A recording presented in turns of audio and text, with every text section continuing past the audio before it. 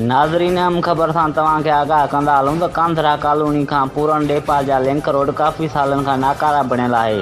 कंहिं बि चूंडियल नुमाइंदे का बि मालिकी न कई आहे। मज़ीद तफ़सीलात पुछंदासीं असां मोरे खां सियालाबा न्यूज़ जे नुमाइंदे अनवर सोलंकी खां। जी अनवर, छा सूरत हाल आहे हितां जी? जी अली हसन, मोरो लॻ डेपार जा वेंदड़ रोड कांधरा कॉलोनी खां पुरण रोड काफ़ी सालनि खां बिल्कुलु नाकारा बणियल। कंहिं बि चूंडियल नुमाइंदे का बि मालिकी न कई।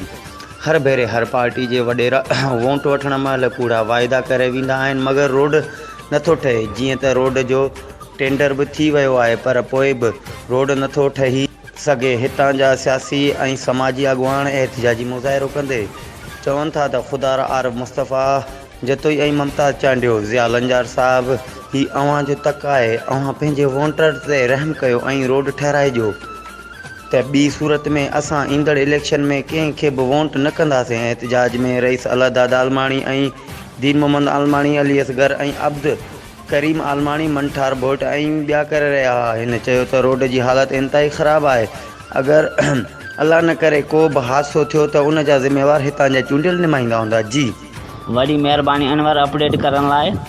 नाज़रीन, ही हुयूं हिन वक़्त जूं ख़बरूं। मज़ीद ख़बरूं ॾिसण लाइ असांजे यूट्यूब चैनल खे सब्सक्राइब कंदा। मां आहियां अली हसन ख़ासि किली। ॾिसंदा रहो सियालाबा न्यूज़।